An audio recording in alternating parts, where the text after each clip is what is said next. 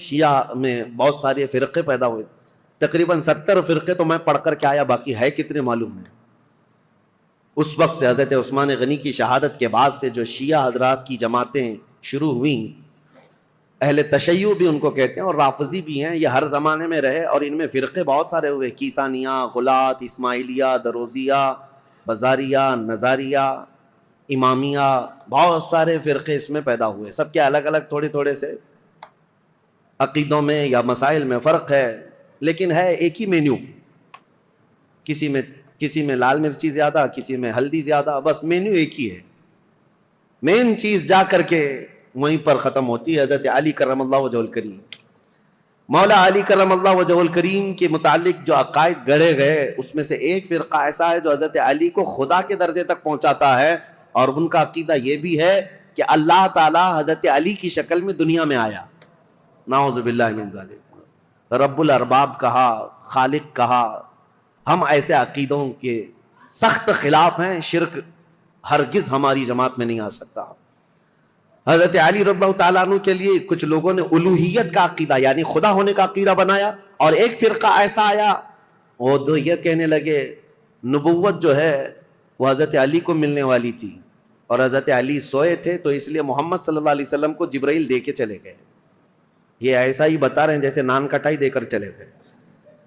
ارے میاں نبوت ہے، جو جاگ رہا ہے اس کو نان کٹائی مل گئی، جو سو رہا ہے اس کو نہیں ملی، کوئی مٹھائی ہے؟ نبوت اللہ تعالیٰ نے عالم ارواح میں ہی چن لیا ہے کہ کون نبی ہونے والا ہے، یہ سویا جاگتا ہوا معاملہ نہیں ہے۔ ابھی دنیا میں کوئی پیدا بھی نہیں ہوا تھا، صرف روحیں تھی، اسی وقت روحوں میں اللہ نے منتخب کر لیا ہے کہ کون نبی ہوگا۔ ایک بات یاد رکھیں، یہ عقیدہ مسلم عقیدہ اسلام کا کہ کوئی بھی شخص اپنی محنت، اپنی عبادت، اپنی ریاضت سے نبی ہرگز نہیں ہو سکتا، نبی صرف اللہ کے انتخاب سے ہوتا ہے۔ ہاں ولی بن سکتے ہو، آپ کثرت سے عبادت کر رہے ہو، اللہ کے ولی بن گئے، پرہیزگار بن گئے۔ ولی تو کوئی بنتا ہے کبھی عبادات سے، محنت سے، کثرت سے، اور کبھی عطا سے، لیکن نبی محنت سے، عبادت سے نہیں ہوتا۔ تم 1,00,000 سال بھی سجدے میں سر جھکا کر بیٹھے رہو، نبی نہیں بنو گے۔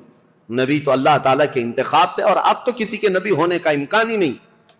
حضور صلی اللہ تعالیٰ علیہ وسلم کے آنے کے بعد کوئی نبی نہیں آئے گا، یہ عقیدہ ضروری ہے، کیونکہ حضرت علی رضی اللہ تعالیٰ عنہ کے متعلق بہت ساری چیزیں گڑی گئی ہیں۔ بیچ کا راستہ یہی ہے جو حق ہے، اہل سنت و جماعت کا راستہ، کہ ہم مولا کائنات علی ابن ابی طالب کرم اللہ وجہہ الکریم کو اسی عظمت کے ساتھ مانتے ہیں جیسے رسول اللہ کے صحابہ مانتے تھے، اور حضور نے جیسے ان کے متعلق فضیلت بیان فرمائی، وہی اسی حیثیت سے ہم مولا کائنات علی ابن ابی طالب رضی اللہ تعالیٰ عنہ کو سر آنکھ پر رکھتے ہیں۔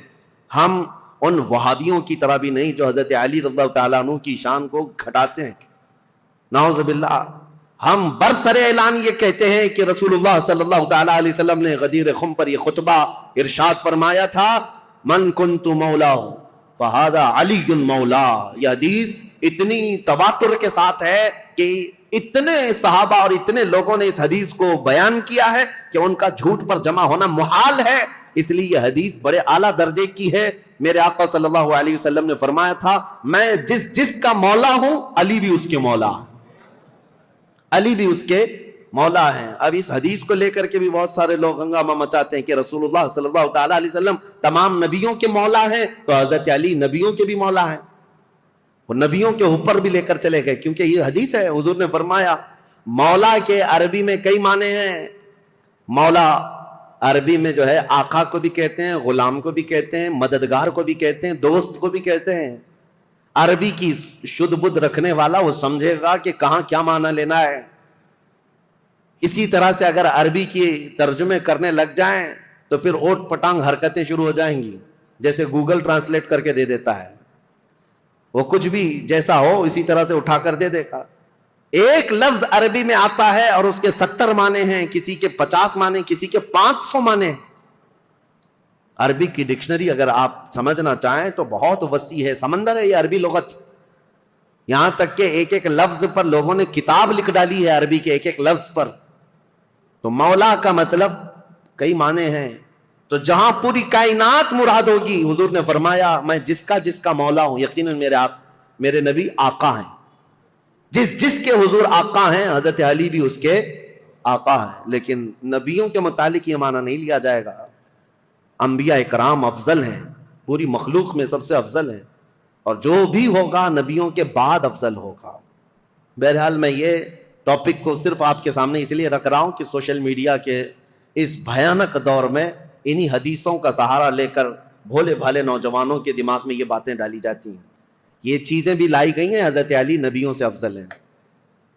نہیں، اللہ کے انبیاء جتنے نبی ہیں وہ کائنات میں روئے زمین میں سب سے افضل انسان ہیں، اور ان کے بعد دوسرے صحابہ میں افضلیت ہے۔ سیدنا علی بن ابی طالب کرم اللہ وجہہ الکریم کے کمالات، اب میں آپ کو کیا بتاؤں کہ قرآن پاک کی جو آیت میں نے پڑھی ہے، محمد الرسول اللہ والذین معہ اشداء علی الکفار رحماء بینہم تراہم رکعا سجدا، ان میں یہ چاروں خلفائے راشدین کا ذکر آ گیا ہے۔ صاحب یعنی مفسرین یہ فرماتے ہیں اس آیت میں حضرت علی رضی اللہ تعالیٰ عنہ کا ذکر بھی ہے، اور ابن عساکر نے تو یہ روایت کیا ہے کہ قرآن کی تقریباً 300 آیتیں ایسی ہیں جس میں حضرت علی رضی اللہ تعالیٰ عنہ کی فضیلت ثابت ہوتی ہے۔ اتنی بڑی بات ہے یہ، مولا علی کرم اللہ وجہ الکریم کے فضائل و مناقب بے شمار ہیں۔ اب ان کا دور کیسے آیا، ان کی فضیلتیں آپ سنتے رہتے ہیں، اور سچ فرمایا شاعر نے ان کی فضیلت میں ایک جملہ کافی ہے، شاہ مرداں شیر یزداں قوت پروردگار، لا فتح الا علی لا سیف الا ذوالفقار۔ فارسی کا یہ لفظ ہے، فارسی کا یہ شعر ہے جس میں شاعر یہ کہتا ہے شاہ مرداں یعنی انسانوں کا کوئی بادشاہ ہے تو مولا کائنات علی بن ابی طالب ہے، شیر یزداں اللہ کا کوئی شیر ہے تو علی بن ابی طالب ہے۔ قوت پروردگار، دنیا میں اگر کسی کے پاس رب تبارک و تعالیٰ کی عطا کی ہوئی طاقت ہے، مظہر ہے کوئی، تو علی بن ابی طالب کو دیکھا جائے۔ لا فتح الا علی، شاعر یہ کہتا ہے حقیقت میں جوان کہلانے کے لائق کوئی ہے تو ابو طالب کا بیٹا علی ہے، اور پھر اگر تلوار کسی کی ذکر کرنے کے لائق ہے تو وہ ذوالفقار حیدری علی کی تلوار ہے۔ یہ ان کی تعریف میں کل ملا کر کے یہ جو جملے ہیں سب اس میں جمع ہو گئے۔ حضرت علی بن ابی طالب رضی اللہ تعالیٰ عنہ جنگ بدر میں جو کردار ادا کیے ہیں وہ بیان سے باہر ہے۔ جتنے لوگوں پر آپ بڑھ چڑھ کر کے حملہ کرتے رہے کفار و مشرکین، جوانی کے عالم میں حضرت علی رضی اللہ تعالیٰ عنہ کے متعلق یہ بیان کیا، بہت ہٹا کٹا جسم تھا، بہت توانا تھے، طاقت تھے، کافی بھاری آپ کا پیٹ تھا، اور لوہے کا خود پہننے کی وجہ سے ہمیشہ تو سر کے بال نکل گئے تھے۔ اتنی جنگوں میں شرکت فرماتے رہے، لوہے کی وہ ٹوپی ہوا کرتی تھی، اور وہ وقت آپ یاد کریں 7 ہجری جب رسول کریم صلی اللہ تعالیٰ علیہ وسلم صحابہ کو لے کر خیبر نکلے تھے، تقریباً مدینے سے 200 کلومیٹر دور یہ خیبر کی وادی ہے جہاں یہودیوں نے اپنا اڈا بنا لیا تھا، اور مسلمانوں کے خلاف روزانہ نت نئے فتنے وہاں سے نکلتے تھے اور منصوبے بنائے جاتے تھے حضور کے خلاف، مدینے کے خلاف، اور مکہ کے مشرکین بھی اس میں حصہ لیتے تھے۔ نبی کریم صلی اللہ تعالیٰ علیہ وسلم کو خبر یہ ہوئی کہ خیبر کے یہودی ایک جنگ کرنے کے لیے آ رہے ہیں مدینے، اور انہوں نے مکہ کے کافروں کو بھی بلا لیا ہے، نجد کے کافروں کو بھی بلا لیا ہے، سب کو جمع کر کے دعوت دی ہے۔ حضور کو جیسی یہ خبر ملی، ابھی یہودی خیبر سے نکلتے کیا رسول اللہ خود صحابہ کے ساتھ خیبر پہنچ گئے، اور میں نے یہ خیبر کی تفصیلی جنگ کا بیان آپ کے سامنے پیش کر چکا ہوں جمعہ میں، جیسے سیرت مصطفیٰ کا جو درس کنٹینیو چلتا ہے اس میں جنگ خیبر میں نے بیان کیا ہے۔ یہ سخت قسم کی جنگ تھی، یہودی بڑے بڑے قلعوں میں وہاں پر محفوظ رہتے تھے، اتنے بڑے قلعے تھے ان کے، آج تک وہ موجود ہیں، 1400 سال کے بعد آج بھی وہ قلعے وہاں پر ویسی ہیں۔ ان یہودیوں کی پناہ گاہ تھی، اس میں بیٹھ کر کے حملے کرتے تھے، اور ان کا یقین تھا یہ کہ ان قلعوں کو کوئی عبور نہیں کر سکتا۔ جب صحابہ وہاں پہنچے تھے یہودیوں کی حالت خراب تھی، اور ان کے ہاں ایک مرحب نامی شخص تھا جس کا دعویٰ تھا وہ 1000 آدمیوں سے اکیلا لڑ سکتا ہے، 1000 انسانوں سے اکیلا لڑ سکتا ہے۔ خیبر میں چھوٹی چھوٹی جنگیں ہوئی، وہاں کے جتنے قلعے تھے وہ صحابہ جب فتح کرنے لگ گئے تو آخری جو ان کا قلعہ تھا مرحب، جس کے انتظام پر لگا رہتا تھا، یہودیوں نے اس کو اتارا تھا مرحب کو، کہ اب آخر میں اب تمہاری باری ہے، اگر تم نہیں بچا پائے ان مسلمانوں سے تو ہمیں کوئی نہیں بچا پائے۔ مرحب مسلمانوں سے جنگ کرنے کو اپنی توہین سمجھتا تھا کہ یہ چھوٹے بادیہ نشین لوگ ہیں، کھجور کھا کر زندگی گزارتے ہیں۔ پیون لگے کپڑے پہنتے ہیں، ان کے پیروں میں چپل تک نہیں ہوتی، یہ ہم سے جنگ کرنے آئے ہیں، بڑے تحقیر سے حقارت سے دیکھا کرتا. لیکن اب حالات ایسے تھے کہ یہ پورے مسلمان گردنوں پر سوار ہو کر کھڑے تھے، اب تو ڈیفنس کرنا ہی تھا. مرحب جب اپنے قلعے سے باہر آیا تو یہ سخت قسم کی جنگ تاریخ اسلام میں لکھی گئی ہے، کیونکہ خیبر فتح ہونے کے بعد ہی سارے فتوحات کا دروازہ کھل گیا ہے اسلام کے لیے. ساری فتحیں جتنی ہوئی یہ خیبر کے بعد فتوحات کا دروازہ کھل گیا تھا جو رکنے کا نام نہیں لیتا. تو جیسے ہی مرحب سامنے آیا تو اس نے پکار کر کے یہ کہا شعر پڑھتے ہوئے کہ تمہیں پتا ہے کہ خیبر پورا مجھے پہچانتا ہے، یہاں کے در و دیوار سے پوچھو کہ مرحب کس کا نام ہے. مرحب کی آواز سے اور اس کے چلنے پھرنے سے یہاں کے پتھر بھی کانپتے ہیں. وہ رجزی اشعار پڑھ رہا تھا. تو حضرت علی کرم اللہ وجہہ الکریم اس جنگ میں کیسے شریک ہوئے تھے؟ یہ 3 دن تک کنٹینیو چل رہی تھی، صحابہ کو فتح نہیں مل رہی تھی، کچھ صحابہ شہید بھی ہو گئے تھے. اور رات کے وقت رسول کریم صلی اللہ تعالیٰ علیہ وسلم بیٹھے اور کہا کل کی صبح ہونے دو، میرے ہاتھ میں جو پرچم ہے میں ایسے کو دوں گا جس کو اللہ اس کے رسول بے حد چاہتے. اور اللہ تعالیٰ نے اس کے ہاتھ میں یہ فتح رکھی ہے. صحابہ کہتے ہیں پوری رات ہم نہیں سوئے. حضور نے جو یہ بشارت دی تھی اس میں بشارتیں کیا کیا تھی؟ ایک تو یہ تھی کہ قلعہ اس کے ہاتھ فتح ہوگا، دوسرا یہ کہ اللہ اس کو اور اس کے رسول بے حد اسے چاہتے ہیں. حضرت عمر کہتے ہیں ہمیں غالب گمان یہی رہتا تھا کہ شاید جھنڈا ہمارے ہاتھ میں آئے گا. صبح اسی طرح رات کروٹ لے کر صحابہ نے گزاری تھی کہ ہمارا نام آ جائے گا. جیسی صبح ہوئی نبی کریم صلی اللہ تعالیٰ علیہ وسلم نے صحابہ کی جماعت کو جمع کیا. سب گردنیں اٹھا کر حضور کو دیکھ رہے تھے کہ یہ جھنڈا کس کے ہاتھ میں ہوگا. پھر رسول کریم صلی اللہ تعالیٰ علیہ وسلم نے پکار کر کہا علی بن ابی طالب کہاں ہے؟ اس جماعت میں وہ تھے ہی نہیں. وہ صحابہ کیونکہ اس وقت وہ بیمار تھے، بخار بھی سخت تھا. حضور صلی اللہ تعالیٰ علیہ وسلم سے عرض کیا یا رسول اللہ صلی اللہ علیہ وسلم ان کی آنکھوں میں آشوب آیا ہے، جو لال ہو جاتی ہیں آنکھیں، تو آنکھیں لال ہو گئی ہیں اور بخار زدہ ہیں. حضور نے فرمایا اسی حالت میں ان کو لے کے آؤ. بستر سے اٹھا کر حضرت علی کو لایا گیا، آنکھوں سے پانی بہ رہا تھا. نبی کریم صلی اللہ تعالیٰ علیہ وسلم نے اپنا لعاب پاک ان کی آنکھوں پہ لگایا. حضرت علی کہتے ہیں میری آنکھیں اخیر زمانے تک اتنی تیز نظر آتا تھا جس کا کوئی اندازہ نہیں کر سکتا. حضرت علی رضی اللہ تعالیٰ عنہ کے ہاتھ میں حضور نے جھنڈا دیا اور کہا جاؤ اللہ اس کے رسول تمہیں بے حد چاہتے ہیں اور یہ فتح تمہارے نام رکھی ہے. سارے صحابہ کہتے ہیں حضرت علی کو دیکھ کر ہم رشک کرتے تھے کہ کیا مقام پایا علی بن ابی طالب نے. اس وقت ان کی جوانی کا ہی وقت تھا اور جب وہ جھنڈا ہاتھ میں لے کر کے آئے تھے یہ مقابلہ مرحب سے ہونا تھا جو 1000 انسانوں سے تنہا لڑ سکتا تھا، اکیلا لڑنے کی طاقت رکھتا. جب وہ رجزیہ اشعار پڑھ رہا تھا، جانتے ہو قلعوں کی دیواروں سے پوچھو مرحب کس کا نام ہے، یہاں کے پتھر میرے چلنے پھرنے سے کانپ جایا کرتے ہیں. پھر حضرت علی آگے آئے، پوچھا مرحب نے تم کون ہو؟ حضرت علی نے کہا انا الذی سمتنی امی حیدرا، میں وہ ہوں کہ میری ماں نے میرا نام حیدر رکھا ہے. حیدر کا مطلب جانتے ہو؟ حیدر کا مطلب جنگل میں، گھنے جنگلات میں اپنے پیر پھیلائے ہوئے نہایت ہی سخت قسم کا چہرہ لے کر کے بھوکا پلٹوار کرنے والا وہ شیر بپر جس کو دیکھ کر کے پورے جنگل میں ہیبت طاری ہوتی ہے، اس کو عربی میں حیدر کہا جاتا ہے. حضرت علی کہتے ہیں عربی جاننے والے سمجھ سکتے تھے. انہوں نے رجزیہ اشعار میں حضرت علی نے صرف اتنا کہا انا الذی سمتنی امی حیدرا، میں تو وہ ہوں کہ میری ماں نے میرا نام حیدر رکھا ہے. مرحب نے کہا تجھ جیسے چھوٹے لڑکے سے میں مقابلہ کرنے کو اپنی توہین سمجھتا ہوں، میں توہین سمجھتا ہوں. حضرت علی نے کہا رسول کریم صلی اللہ تعالیٰ علیہ وسلم کی جماعت سے ہوں، پہلے مجھ سے مقابلہ کر لو، بعد میں بڑے تمہارے مقابل میں آ جائیں گے. جب مرحب اترا حضرت علی کرم اللہ وجہہ الکریم کے مقابلے میں، تاریخ آج بھی گواہ ہے اس کے لوہے کی ٹوپی، اس کا لوہے کا لباس اتنا مہنگا ہوا کرتا تھا، اور وہ تلوار لہراتے ہوئے آیا اور پہلی تلوار اتنی تیز مارا تھا کہ حضرت علی رضی اللہ تعالیٰ عنہ پر وار جو ہوا، حضرت علی رضی اللہ تعالیٰ عنہ نے اس کے وار کی چمک کو دیکھا اور جنگ کے میدان میں جو تلوار کی چمک تھی لوگ دیکھ کر کے حیران تھے، اتنی تیز وہ تلوار چلاتا تھا.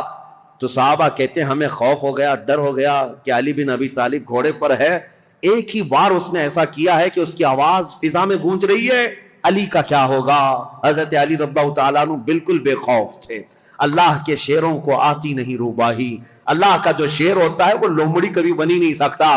مولا کائنات علی بن ابی طالب نے اس کے 2 وار کے بعد اپنا جو پہلا وار مارا, صحابہ کہتے ہیں حضرت علی کی 2 دھاری تلوار تھی, مرحب کے سر پر لگی اور اس کے لوہے کی ٹوپی کو کاٹتے ہوئے مرحب کے سینے تک آ گئی. ایک ہی وار میں مرحب کو زمین پر ٹھنڈا کر دیا تھا. فاتح خیبر حضرت علی رضی اللہ تعالیٰ عنہ ایک ہی وار میں مرحب کو ٹھنڈا کیا, اور اس کے بعد اسی کے اشعار حضرت علی نے پڑھ کر لوگوں کو سنایا. اے لوگوں سنو, یہ جو ٹھنڈا ہوا ہے جسم, یہ وہی ہے جس کی چلنے پھرنے کی آواز پتھر سنا کرتے تھے, دیوار سنا کرتے تھے. اب اس خیبر کے قلعے کے در و دیوار بھی جانیں گے کہ جس سے وہ ہیبت کھاتے تھے اس کو زمین پر کس نے مار گرایا. پھر حضرت علی نے کہا, اے یہودیوں, آج کے بعد سے خیبر کے ہر قلعے سے آواز آئے گی کہ کوئی آیا تھا جس کا نام اس کی ماں نے حیدر رکھا تھا. عزیزان گرامی, یہ تاریخ کی سچائیاں اس لیے میں عرض کر رہا ہوں. مولا علی بن ابی طالب کرم اللہ وجہہ الکریم, اس جنگ میں صحابہ کی روایت ہے, ابن عساکر کی روایت یہ ہے کہ حضرت علی بڑھتے گئے اس قلعے کے پھاٹک کو توڑ دیا تھا, جو دروازہ ہوا کرتا تھا. صحابہ کہتے ہیں حضرت علی نے ایسے اس کو اکھاڑ دیا تھا, اور وہ دروازہ ایک ہاتھ میں لے کر اس کو ڈھال بنا کر لڑتے رہے. جب کبھی سامنے سے کوئی تیر آتا یا تلوار آتی تو یہ دروازے کو ڈھال بنا کر کے لڑتے تھے. تم اپنے گھر کا دروازہ اٹھا کر کے دیکھو, خیبر کا دروازہ الگ ہے, اپنے گھر کا دروازہ بھی نہیں اٹھا پاؤ گے. آج کے نوجوانوں کی بات کر رہا ہوں. وہ خیبر کا دروازہ ایسا تھا کہ اس کے بعد حضرت علی نے اس کو اپنی پیٹھ پر رکھا دروازے پر. کئی صحابہ تو اس کے اوپر سے چڑھ کر کے قلعے کے اندر گئے, اور صحابہ کہتے ہیں اس کے بعد اس دروازے کو 16 گز آگے انہوں نے ایک ہی ہاتھ سے پھینکا تھا. رسول کریم صلی اللہ تعالی علیہ وسلم کا فرمان ہوا اس دروازے کو راستے سے ہٹایا جائے. صحابہ کہتے ہیں ہم 40 لوگ مل کر نہیں اٹھا پا رہے تھے, اور علی بن ابی طالب تنہا ایک ہاتھ سے اٹھا کر اس کو پھینک چکے تھے. لا فتح الا علی لا سیف الا ذوالفقار. یہ شجاعت, یہ جمع مردی اللہ کے شیر کو اللہ نے عطا کی ہے. قوت پروردگار. میرے عزیزوں, ان کے فضائل, ان کے مناقب, ان کے کمالات بیان سے باہر ہیں. لیکن اب خلافت کا دور شروع ہے, اس لیے کہ ہم تاریخ بیان کر رہے ہیں. فضیلتیں ہر سال آپ سنتے رہتے ہیں, اور اس سال ظاہر سی بات ہے میں جو ٹاپک لے کر کے چل رہا ہوں وہ تاریخ اسلام ہے. ہر بچے کو, ہر جوان کو تاریخ یاد رکھنا بہت ضروری ہے. اور اگر اپنی تاریخ سے تم بے بہرا ہو تو دنیا جو پٹی پڑھائے گی وہ صحیح سمجھنے لگ جاؤ کہ آج حالات یہی ہیں.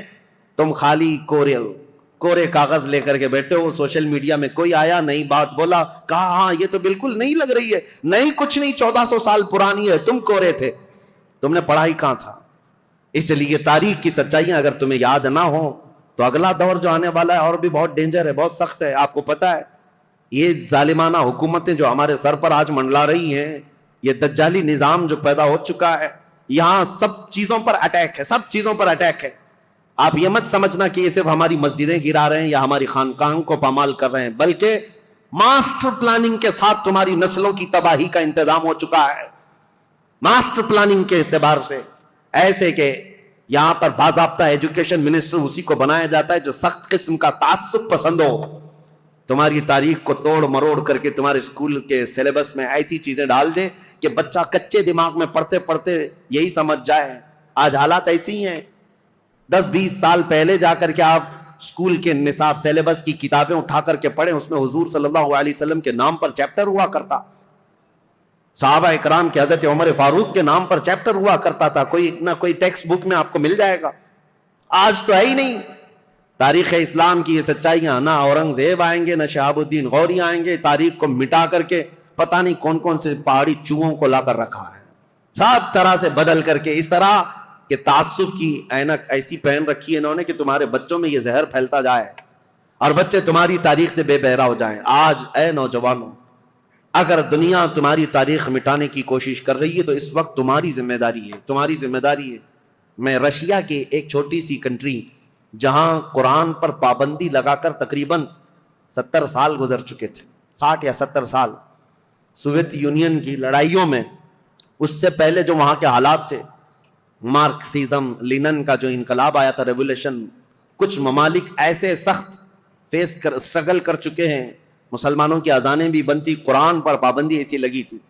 ایک ہمارے اس تاریخ کو بیان کرنے والے ایک عالم دین ہے, انہوں نے کہا کہ اس ملک میں جانا ہوا تھا, مسجد نام کی کوئی چیز ہی نہیں تھی. ایک جگہ گئے بازار میں تو لوگوں سے معلوم کیا کہ آج جمعہ ہے, کہیں نماز ہے, تو دکان میں بیٹھا ہوا آدمی ہاتھ پکڑ کر لے گیا, ایک دروازہ کھولا, اس دروازے کے اندر دروازہ, اس کے بعد جانے کے بعد ایک کمرہ ہے, وہاں پر کچھ لوگ نماز پڑھ رہے ہیں. کہا یہاں سخت پابندی ہے, کھلے عام نماز نہیں پڑھ سکتے. نماز پڑھنے کے بعد علاقے کے لوگوں سے, اس عالم دین ہندوستانی تھے, مل کر کے انہوں نے کہا مسلمانوں پر اتنی سخت پابندیاں ہیں لیکن ہیں مسلمان اب تک, نماز تو پڑھ رہے ہیں تم لوگ چھپ کر ہی صحیح. انہوں نے کہا نماز ہی نہیں. ایک بچے کو انہوں نے سامنے کیا, ایک بچہ تھا تقریباً وہ 12 یا 13 سال کا, کہا یہ قرآن پڑھ سکتا ہے؟ تو وہ ہنسنے لگے, کہا قرآن پڑھ نہیں سکتا بلکہ یہ پورا حافظ قرآن ہے. یہ عالم دین کہتے ہیں میں اس کو جگہ جگہ سے قرآن پوچھتا رہا اور وہ قرآن زبانی سناتا رہا. ایسی جگہ پر جہاں اذان پر پابندی ہو, جہاں قرآن رکھ نہیں سکتے, ایک بچہ حافظ قرآن ہے. انہوں نے پوچھا کہ بیٹا یہ حفظ قرآن ایک باضابطہ مدرسہ لگتا ہے ہمارے ہاں, باضابطہ انوائرمنٹ چاہیے, پھر جا کر کوئی حافظ قرآن بنتا ہے, تم ایسی جگہ پر کیسے بنے؟ وہ کہتا ہے بس میں اپنی دادی سے سن کر حافظ قرآن بناؤں, میری دادی حافظ قرآن ہے. میں یہ مثال صرف اس لیے دینا چاہتا ہوں, اسلام پر چاہے جیسی سخت حالات آ جائیں, اسلامی سپاہیوں نے اپنے بچوں میں اسلام نسل کرنے کا جب بیڑا اٹھا لیا ہے, دنیا کی عظیم طاقتیں بھی اسلام کو کچھ نہ کر سکی. آج وہ ذمہ داری تمہیں اٹھانے کی ضرورت ہے. تم یہ مت دیکھو کہ کہاں کیا بدلا جا رہا ہے سوشل میڈیا پر اور یا اسکولوں کے نصاب میں, سلیبس میں اور فلموں میں, جو ہمیں فلما کر کے دکھایا جا رہا ہے. لوگ احتجاج کر کے بول رہے ہیں نا کہ اسلام پر ٹارگٹ ہے, 1000 کرنے دو انہیں. یا آج سول کوڈ کی بات لے کر کے مسلمانوں کے قوانین بدلنے, یہ سب حالات آئیں گے, سخت ترین حالات آئیں گے. ظالموں کو تو اپنا ظلم دکھانا ہی ہے, لیکن اے غیور نوجوانوں تمہاری ذمہ داری ہے, تم اپنے کندھوں پر یہ بیڑا اٹھا لو. ہم دنیا کے درپردہ یا دنیا کے بھروسے پر اپنے بچوں کو نہیں رکھیں گے, ہم اپنے تاریخ کی سچائیاں اپنے بچوں میں منتقل کرتے جائیں گے. یہ گڈی گڑیا کی کہانیاں سنانا چھوڑ دو, اپنے بچوں کو لو, رات میں بیٹھ کر میرے آقا کی اور صحابہ اکرام کے ایمان افروز واقعات سناؤ. اتنے واقعات آپ نے سن لیے, ہر سال کربلا سناتے ہیں. میرے عزیزوں اب کربلا صرف علماء سے نہیں, ہر گھر میں باپ سے بچہ خود سنے. کون؟ حسین ابن علی ہیں. یہ کربلا کی داستانیں گھر گھر میں ہو, پھر ہمیں کچھ فرق نہیں پڑتا کہ ظالم طاقتیں کیا کیا منصوبے بنا رہی ہیں. مولا علی کرم اللہ وجہہ الکریم کی اب تاریخ میں بیان کرنے جا رہا ہوں. یہ فضائل تھے, یہ مناقب تھے, ان کے کمالات تھے. ان کے کمالات کے لیے اتنا کافی ہے کہ وہ رسول اللہ صلی اللہ علیہ وسلم کے بھائی ہیں, دنیا میں بھی اور آخرت میں بھی.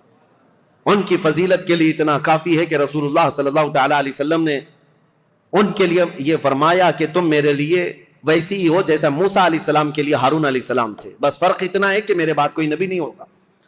ان کی فضیلت کے لیے اتنا کافی ہے کہ سیدہ کائنات فاطمۃ الزہرا ان کے نکاح میں ہیں, اور جنتی جوانوں کے سردار حسن و حسین ان کے بیٹے ہیں.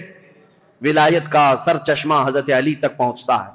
اب خلافت کا جو دور ہے, یہ ظاہر سی بات ہے کمپلیکیٹڈ چیز. حکومت, سیادت, امارت, خلافت یہ آسان چیز نہیں ہے.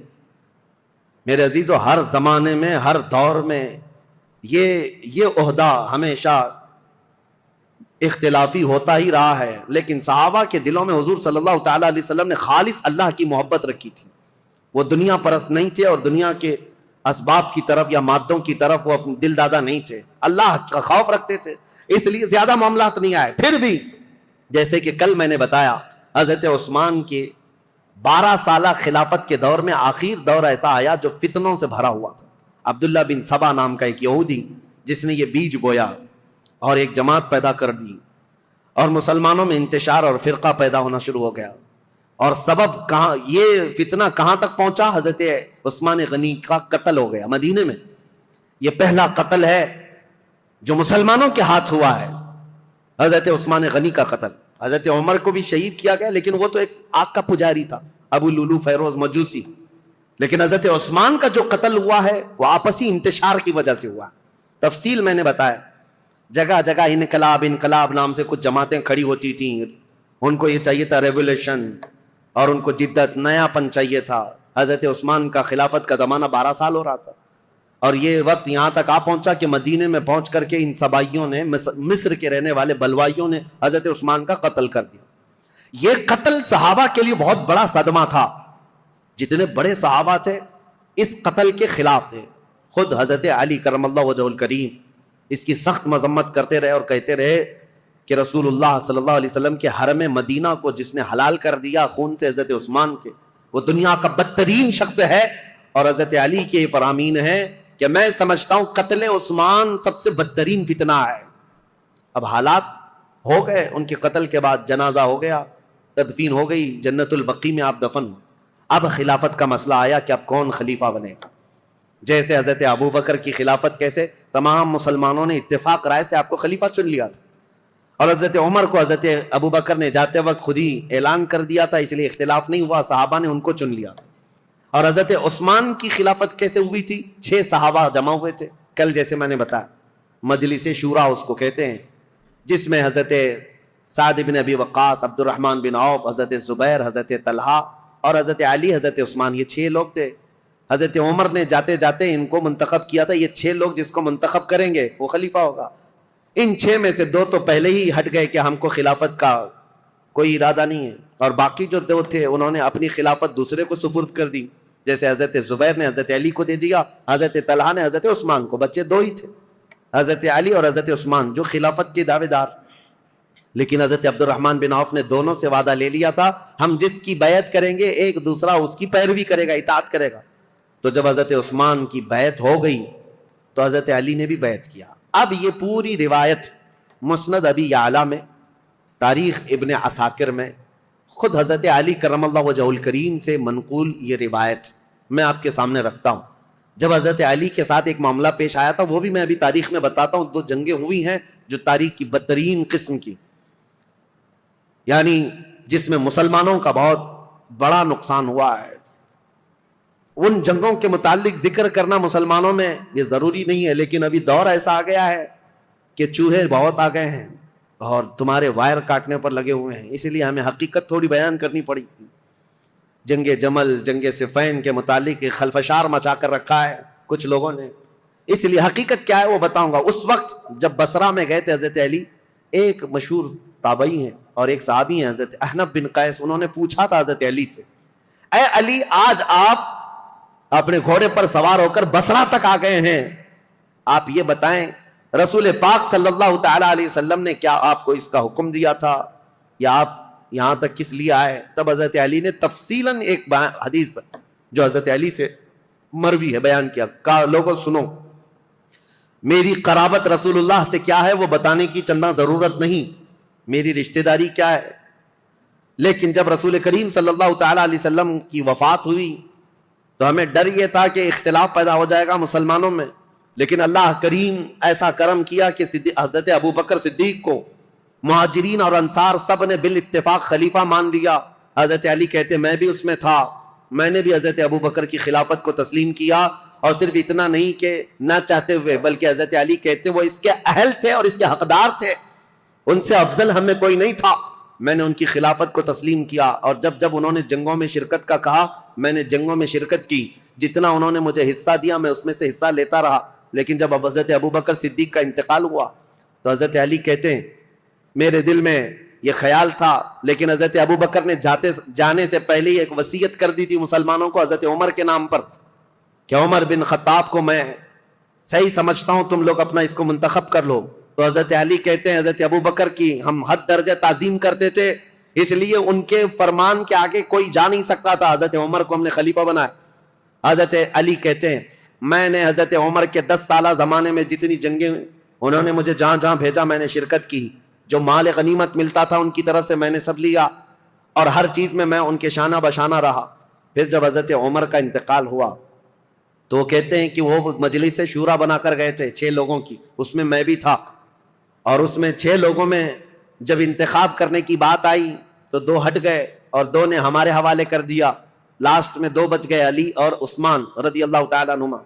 حضرت علی کہتے ہیں چونکہ عبد الرحمن بن عوف نے مجھ سے یہ وعدہ لیا تھا، وہ 6 میں سے ایک صحابی عبد الرحمن بن عوف بھی ہیں، انہوں نے حضرت علی سے وعدہ لیا تھا اے علی اگر آپ کے علاوہ میں کسی اور کے ہاتھ میں بیعت کروں تو کیا آپ اس کے خلاف جائیں گے؟ حضرت علی کہتے ہیں ہرگز نہیں جاؤں گا، آپ جس کی بیعت کو قبول کریں گے میں بھی اس کی بیعت کو قبول کروں گا. حضرت علی کہتے ہیں جب عبد الرحمن بن عوف نے مجھ سے یہ وعدہ لیا تھا اور وعدے کے بعد انہوں نے حضرت عثمان کے ہاتھ میں بیعت کر لی تو میں اپنے وعدے کے خلاف نہیں جا سکتا. میں نے بھی حضرت عثمان کے ہاتھ میں بیعت کر لی. یہ حضرت علی کی خود بیان کردہ روایت میں آپ کے سامنے رکھ رہا ہوں. اور پھر 12 سال گزر گئے حضرت عثمان کے. حضرت علی کہتے ہیں پھر حالات ایسے سنگین ہو گئے کہ حضرت عثمان کا قتل ہو گیا, جو بالکل میرے وہم و گمان میں نہ تھا کہ قتل تک ہو جائے گا. معاملات بدل رہے تھے, فتنہ پھیل چکا تھا, لیکن اتنے سنگین حالات بن گئے کہ ان کا قتل ہو گیا, جس سے ہم ہرگز راضی نہیں. اب اس کے بعد بات آتی ہے خلیفہ چننے کی. حضرت زبیر, حضرت طلحہ, یہ دو ایسے صحابہ ہیں جو عشرہ مبشرہ میں سے ہیں. رسول اللہ صلی اللہ علیہ وسلم نے جن کو دنیا میں جنت کی بشارت دی, ان میں دو یہ ہیں. یہ صحابہ بڑے صحابہ کہلاتے تھے. مدینے میں جتنے تھے سب آئے, سب آ کر حضرت علی کے پاس کہنے لگے آپ اپنی بیعت کا اعلان کر دیں اور آپ خلیفہ ہیں. حضرت علی نے کہا مجھے اس کی خواہش نہیں, میں خلیفہ کی بجائے وزیر بننا پسند کروں گا, تم میں سے جو چاہے خلیفہ بن جاؤ. کیونکہ حالات ایسے تھے اس وقت حضرت علی کو خلیفہ بنایا جا رہا ہے جب انتشار بہت پھیل چکا تھا, امن کا دور نہیں تھا, جگہ جگہ جماعتیں کھڑی ہو گئی تھیں, سبائی فتنہ, کوفہ میں الگ, بصرہ میں الگ, عراق میں الگ, اور شام میں الگ, اور مدینہ مکہ والے الگ. یہ حالات پر حضرت علی کو خلیفہ بنایا جا رہا ہے. حضرت علی نے منع کیا, اس کے بعد پھر لوگوں نے اصرار کیا آپ سے بہتر ہماری جماعت میں کوئی نہیں. حضرت علی کہتے ہیں جب انہوں نے اصرار کیا تو میں نے اللہ اس کے رسول کے احکام کی شرط پر اور خلفائے ثلاثہ جو گزر چکے ان کی اتباع, ان کی پیروی پر سب کی بیعت لینا شروع کیا. حضرت علی جب بیعت لینے لگے, یہ تقریباً 35 ہجری کا واقعہ ہے. حضور صلی اللہ تعالیٰ علیہ وسلم کی وفات کو 25 سال گزر چکے تھے. یہ 35ویں ہجری میں حضرت علی رضی اللہ تعالیٰ عنہ خلافت پر متمکن ہوئے مدینہ طیبہ میں. اب خلافت کا پہلا دور ہے, یعنی ابھی پہلا دن ہے.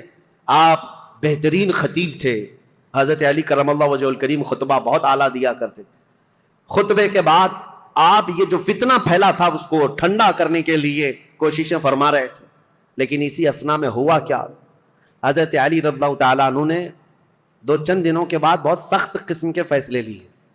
اس سے معاملات اور سخت ہو گئے. کیا, آپ نے ملک شام کے گورنر امیر معاویہ رضی اللہ تعالیٰ, جو 22 سال سے گورنر تھے حضرت عمر کے زمانے سے, حضرت علی یہ کہتے تھے کہ اب ان کو گورنری سے میں معزول کرتا ہوں. حضرت امیر معاویہ کو اور مصر کے گورنر کو اور کئی جگہ کے گورنروں کو ایک ساتھ معزول کرنے کے لیٹر آپ نے جاری کر دی. جبکہ جو اکابر صحابہ تھے اس میں حضرت ابو موسیٰ اشعری, حضرت عمرو بن عاص, کئی صحابہ آ کر آپ کو مشورہ یہ دے رہے تھے کہ اس وقت یہ فیصلہ لینا اچھا نہیں, حالات بہت بگڑے ہوئے. حضرت عثمان کا قتل ہوا ہے, پہلے آپ اپنی بیعت سب سے لے لیجیے, اس کے بعد ان کے معزول کرنے کا حکم جاری کیجیے. حضرت علی نے حالات کی سنگینی کے اعتبار سے یہ خط جاری تو کر دیا, لیٹر بھیج دیا. پھر میں کہتا ہوں ادب کا دائرہ ساتھ رکھنا ہے سنیوں, تولنا نہیں صحابہ کو ادھر ادھر. حالات جو ہوئے جیسے ہوئے, لیکن وہ رسول اللہ کے صحابہ ہیں. ان کے اختلافات یا ان کے مشاجرات کو بیان کرنا یہ حرام ہے, لیکن یہاں تاریخی سچائیاں تمہارے ذہنوں میں رہیں, اس لیے میں یہ عرض کر رہا ہوں تاکہ کوئی دوسرا چوہا آ کر کے تمہیں کبھی اس کے بارے میں کبھی اس کے بارے میں نہ بیان کرے. جیسے حضرت امیر معاویہ کو ٹرول کرتے کرتے آج اتنی گندی باتیں کہنے لگ گئے لوگ جو حقیقت میں ہے نہیں. ہاں کچھ معاملات تو ہوئے ہیں لیکن ایسے نہیں ہیں. حضرت علی نے ان کی معزولی کا لیٹر جاری کیا, حالات سنگین ہو گئے. ظاہر سی بات ہے 22 سال سے وہ گورنر تھے. اب یہاں حالات یہ ہو گئے کہ حضرت امیر معاویہ نے سب سے پہلے یہ اعلان کیا کہ حضرت علی اب خلیفہ اگر ہو گئے ہیں تو ان کی خلافت کا پہلا کام یہ ہونا چاہیے جنہوں نے حضرت عثمان ابن عفان کو قتل کیا, پہلے ان قاتلوں کو پکڑ کر قصاص لینا چاہیے. خلیفہ اسلام کا قتل ہوا ہے, عام آدمی کا قتل نہیں ہوا ہے. خلیفہ اسلام کو قتل کرنے کا مطلب اسلام کے پلر کو ہلا دینا. حضرت امیر معاویہ شد و مت سے بہت زور شور سے یہ مطالبہ شروع کر دی, اور مطالبے میں بھی اتنا کہ حضرت امیر معاویہ نے مدینے ایک قاصد کو بھیجا اور حالات معلوم کر کے حضرت عثمان کا وہ جبہ منگوایا جس میں ان کی شہادت ہوئی تھی. وہ خون سے تر بتر تھا.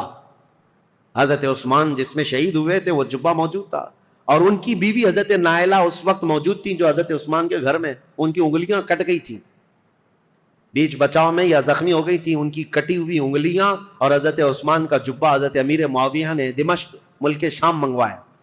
اب یہ جب چیزیں آئیں تو حضرت امیر معاویہ نے منبر پر رکھ کر کے لوگوں سے کہا خلیفہ اسلام کا بے دردی کے ساتھ قتل ہوا ہے، جبکہ جو وجوہات بتائی جا رہی ہیں وہ بہت چھوٹی ہیں. حضرت عثمان نے غلطی کیا کی تھی؟ ان کا جرم کیا تھا جس کی وجہ سے یہ قتل ہوئے؟ اور یہ جبہ جیسی ہی ملک شام میں پہنچا، ہنگامہ برپا ہو گیا. تقریباً 60,000 لوگ کھڑے ہو گئے یہ مطالبہ کرنے کے لیے کہ خلیفہ اسلام عثمان بن عفان کے قتل کا قصاص لینا ضروری ہے. جن لوگوں نے قتل کیا ہے خلیفہ اسلام کو، ان کا مطالبہ کرنا اپنی جگہ پر تھا.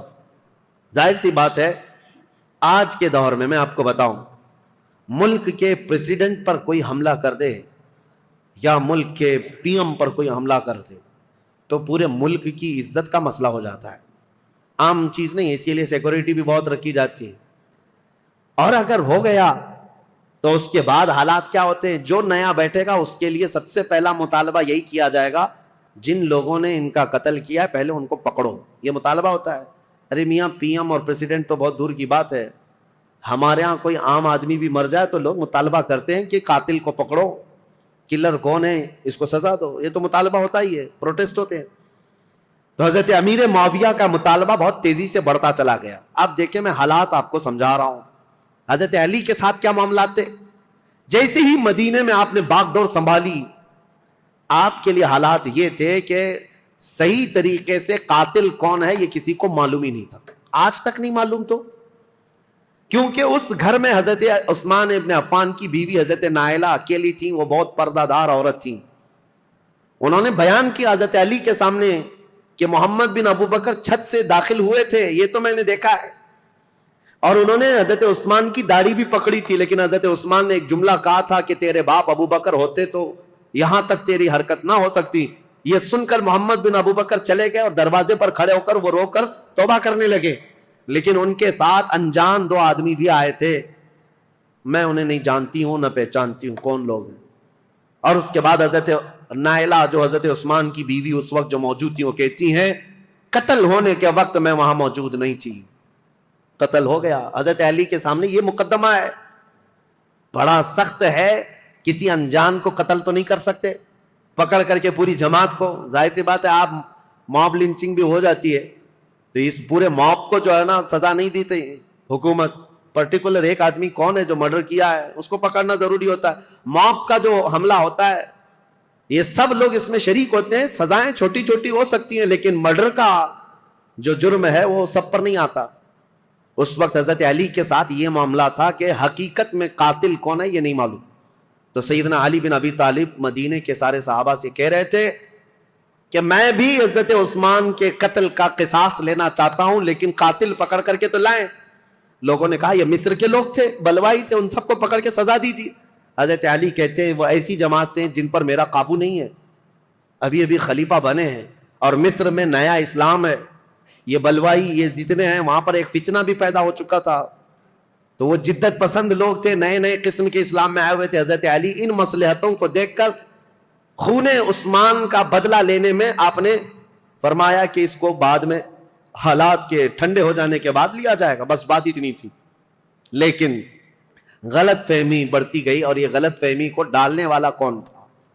اسی لیے میں نے کل آپ کے سامنے ایک نام بتایا تھا، عبداللہ بن سبا، ایران کا رہنے والا ایک یہودی جو اسلام میں آیا تھا. اس نے اپنا کام شروع کر دیا مدینے میں جا کر اور دیگر جگہ پر ملک شام میں لوگوں کو بھڑکانا شروع کیا. پہلے تو حضرت علی کی حمایت میں بولتا تھا، اب حضرت علی خلافت پہ آئے تو حضرت عثمان کے قتل کا بدلہ لینے کے لیے ابھارنے لگ گیا. اب ہوا یہ کہ حضرت عائشہ صدیقہ رضی اللہ تعالیٰ عنہ، ان کا بھی کردار ہے تاریخ میں، ام المومنین ہے، زبان نہ کھولنا ان کے لیے بھی گستاخی کے لیے، ایمان برباد ہو جائے گا. ام المومنین رسول اللہ صلی اللہ علیہ وسلم کی محبوبہ ہیں، زوجہ ہیں. یہ حج پر گئی ہوئی تھیں اور حج سے واپس آنے کے وقت حضرت عثمان کا قتل ہو گیا تھا اور یہ خبر حضرت عائشہ کو پہنچ گئی. حضرت عائشہ کا مقام تھا صحابہ میں سب میں بھی، کیونکہ ام المومنین نے سب لوگ احترام کرتے تھے. حضرت عائشہ کے پاس جب یہ خبر پہنچی تو حضرت زبیر اور حضرت طلحہ یہ دونوں حضرت علی کے ہاتھ پر بیعت کر چکے تھے مدینے میں، لیکن حالات جب سنگین ہونے لگے تو یہ مدینہ چھوڑ کر مکہ چلے گئے. کون؟ یہ بڑے 2 صحابہ عشرہ مبشرہ میں. حضرت زبیر حضور صلی اللہ تعالیٰ علیہ وسلم کے یہ بھی بھائی لگتے ہیں، پھوپھی کے بیٹے ہیں، سگی پھوپھی کے بیٹے ہیں حضرت زبیر. جیسے حضرت علی چاچا کے بیٹے ہیں, حضرت زبیر پھوپھی کے بیٹے. تو حضرت زبیر اور حضرت طلحہ دونوں مکہ چلے گئے, اور یہ دونوں جا کر حضرت عائشہ سے ملاقات کیا پردے میں, اور ان کو حالات بتائے مدینے میں کیا کیا ہوا, حضرت عثمان کا قتل کیسے ہوا. حضرت عائشہ بہت جلال میں آئی, کہا ہم جانتے ہیں عثمان بن عفان کے اخلاق اور ان کی کردار کو, سارے صحابہ ان کی پاکیزگی کی گواہی دیتے تھے. حضرت عائشہ کہتی ہے میں وہ دن بھی جانتی ہوں جب رسول اللہ صلی اللہ تعالی علیہ وسلم حجرے میں بیٹھے ہوتے, کئی لوگ آتے حضور اسی طرح لیٹے رہتے, جب عثمان آتے تو حضور اپنی تہبند صحیح کر لیتے تھے. حضرت عائشہ کہتی ہیں میں گواہ ہوں, اور میں پوچھتی یا رسول اللہ عثمان کے آنے پر اپنی تہبند آپ پیر سے نیچے تک کرتے ہیں اور اٹھ کر بیٹھتے ہیں, کیوں ایسا حضرت عثمان کے متعلق؟ حضور نے فرمایا اے عائشہ کیا میں اس سے حیا نہ کروں جس سے اللہ کے فرشتے حیا کرتے ہیں, اللہ کے فرشتے جس سے حیا کرتے ہیں. میرے عزیز, حضرت عائشہ نے جب یہ کہا اور وہ جلال میں آئیں, واپس مکہ لوٹ کر آئیں, کہا جب مدینے کے حالات اتنے خراب ہو گئے تو اب کیا کرنا چاہیے. مکہ والوں کو جمع کر کے حضرت عائشہ نے ایک خطبہ دیا, اور اس خطبے میں آپ نے یہی فرمایا کہ عثمان بن عفان خلیفہ اسلام تھے, خلیفہ برحق تھے, ان کا قتل پورے اسلام کے لیے کلنک ہے, اس کا بدلہ تو لینا ہوگا, قصاص ضروری ہے, ورنہ اسلام پر یہ دھبا ہمیشہ کے لیے رہ جائے گا. حضرت عائشہ کی تقریر پر جوش آیا لوگوں میں, اور پھر مکہ والے بھی جمع ہو گئے. مکہ والوں نے سب آ کر کے حضرت عائشہ سے کہا کہ یہ بدلہ لینے کا طریقہ کیا ہے.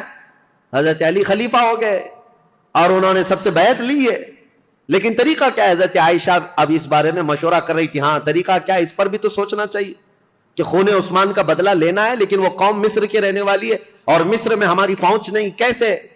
تو اس میں جب صحابہ کی میٹنگیں ہونے لگی مکہ میں, تو اب میں آپ کو بتاؤں یہاں سے ایک نئی جنگ کی ابتدا ہو گئی. حضرت عائشہ اپنی اونٹنی پر سوار ہو کر, پہلے لوگوں نے کہا کہ ملک شام چلتے ہیں, امیر معاویہ نے بھی خون کے بدلے کا اعلان کیا, یا پھر مدینے چلتے ہیں, لیکن ان دونوں رائے کو آپ نے, حضرت عائشہ صدیقہ نے چھوڑ دیا اور بصرہ کی طرف آپ روانہ ہو گئیں. بصرہ عراق کا ایک شہر ہے. اس بیچ میں کئی ایسے محتاط صحابہ ہیں جو اس جنگ میں شامل نہیں ہوئے. حضرت عائشہ جب جانے لگیں, کیونکہ میٹنگیں اتنی ہو گئی تھیں, اور جب لوگ یہ کہنے لگے کہ یہ بدلہ لینا تو خلیفہ وقت کا کام ہے, تو حضرت علی اس وقت بدلہ قصاص لینے پر تیار نہیں تھے, یا یہ فرما رہے تھے کہ ابھی اس قوم سے ہمارا پالا نہیں ہے, یا اس قوم پر ہمارا قابو نہیں ہے, ہم بعد میں بدلہ لیں گے. لیکن یہ مطالبہ شدت اختیار کر گیا. اب حضرت علی کو مدینے میں بھی آ کر خبر پہنچ گئی کہ حضرت عائشہ لوگوں میں جمع ہو گئی, اور انہوں نے خون عثمان کا قصاص لینے کا اعلان کر دیا. اور حضرت علی کو یہ بھی خبر مل گئی کہ امیر معاویہ کو جو ہم نے خط لکھا تھا, حضرت امیر معاویہ نے بدلے میں خط بھیجا جو بالکل خالی تھا, کچھ بھی لکھا ہوا نہیں تھا. حضرت علی سمجھ گئے معاملات سنگین ہے, یعنی امیر معاویہ نے وہاں سے اعلان یہ کر دیا ہے کہ پہلے خون عثمان کا بدلہ لیا جائے گا, بعد میں حضرت علی کی بیعت اور خلافت کا معاملہ ہوگا. اب یہ بظاہر ٹکراؤ والی صورت ہے, ایک طرف سے مطالبہ ہے شدت سے بدلہ لینے کا, اور ایک طرف حضرت علی مصلحت کو دیکھ رہے تھے, حکمت کو دیکھ رہے تھے. اس وقت حضرت علی کہتے ہیں اس خانہ جنگی کو, جس کو کہتے ہیں گرہ یدھ, اپنے اندر چلنے والی جنگ کو اگر خاتمہ نہ کیا جائے تو اس کا بہت بڑا نقصان اٹھانا پڑے گا اور ہمارا شیرازہ منتشر ہو جائے گا. حضرت علی مدینے میں لوگوں کو جمع کرتے ہیں, چلو ہم اس معاملے کو ٹھنڈا کریں گے. جب سب لوگ جمع ہوئے حضرت علی کے ساتھ, حضرت علی اب کوفہ کی طرف روانہ ہو گئے. حضرت علی کے ساتھ اس وقت 10,000 لوگ تھے. میرے عزیزو, جب 10,000 لوگ ادھر ہیں, حضرت عائشہ کے ساتھ شروع میں 3,000 تھے, پھر راستے میں کئی لوگ شامل ہوئے, وہاں پر بھی 10,000 کی تعداد. اب 10,000 کی تعداد جب ہوئی تو اس میں سارے مخلصین نہیں تھے, کئی فتین بھی شامل تھے, ادھر بھی ادھر بھی, سبائی فتنے کے لوگ ادھر بھی تھے ادھر بھی تھے. اب حضرت علی رضی اللہ تعالیٰ عنہ یہاں سے نکلے ہیں, اور مسلمانوں میں یہ بات پھیل گئی کہ 2 جماعتوں میں جنگ ہونے جا رہی ہے, ایک طرف حضرت عائشہ ایک طرف حضرت علی. یہاں تک کہ روایت میں موجود ہے جب حضرت عائشہ اپنی اونٹنی پر بیٹھ کر کے مکہ سے نکل رہی تھی تو اس کو اس دن کو یوم الخیب کہا گیا ہے, یعنی یوم گریا. سارے مکہ والوں نے اس دن اتنا روئے تھے, سارے مکہ والے, جتنا وہ کہتے ہیں ہم نے کبھی رویا نہیں, کہ ان کو شدت سے غم تھا کہ آج نوبت یہاں کو پہنچی کہ مسلمانوں کی 2 بڑی جماعتیں ٹکرانے جا رہی ہیں. ایک طرف ام المومنین عائشہ صدیقہ, ایک طرف مولا کائنات علی بن ابی طالب. ابھی امیر معاویہ کا معاملہ ہی نہیں آیا. حضرت عائشہ چل کر کے گئیں، بصرہ پہنچ گئیں. اس میں حضرت زبیر بھی ہیں، حضرت طلحہ بھی ہیں، دو بڑے صحابہ ہیں عشرہ مبشرہ. ادھر حضرت علی کے ساتھ جو 10,000 صحابہ ہیں، اس میں حضرت عمار بن یاسر، مقداد بن اسود، بلال حبشی، کئی صحابہ، حضرت علی رضی اللہ تعالیٰ عنہ کے ساتھ حضرت سلمان فارسی، یہ لوگ ہیں.